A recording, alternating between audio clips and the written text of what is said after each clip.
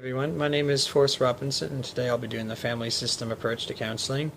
The family system approach has evolved over the past 100 years, and it started with Adler and Rudolph and their associates when they first started doing family therapy. It's important because for the most part we spend our entire lives attached to one form of family or another.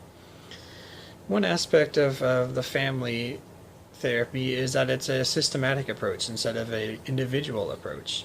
We're looking at how the whole family works as a system instead of one person. The general idea of family system approach is that individuals are best understood through their interaction of family members, and that the behavior of one family member affects the other family members.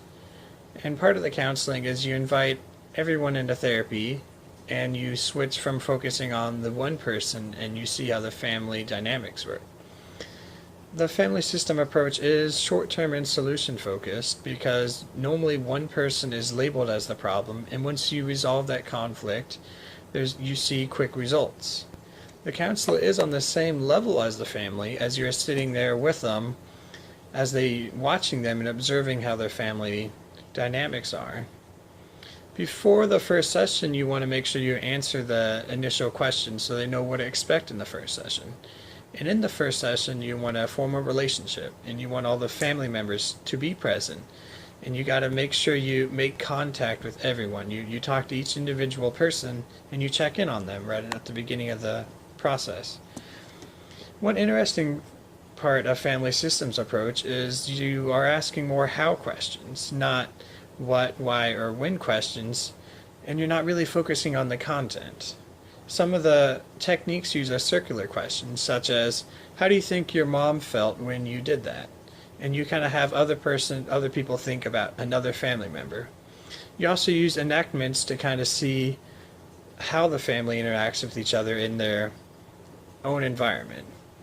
One way to look at family systems is you can make a genogram of them, where you have the family laid out and you have lines and symbols to represent each family member, and you it allows you to see how the relationships and bonds between each family member is. And to get a good change in the family system, you do need a joint and collaborative effort. And the family system is helpful multiculturally, on the aspect that some family and ethnic groups have an emphasis on extended family and family. And one thing that the book doesn't mention is that family doesn't have to be necessarily blood related. As long as you have that family bond, this type of therapy will work. The drawback to this type of therapy is that the system assumes the Western model of family, and other cultures have different models of family which won't really work for this approach. And the one essential thing to know about this theory as a counselor in training is that one member of the family affects all the other members of the family in what they do. And the key is to get everyone together working in the session with an open mind. And since I cannot be in class tomorrow due to unforeseen circumstances, I will leave you a quick message after this video for you, Dr. Crawford. Alright, goodbye.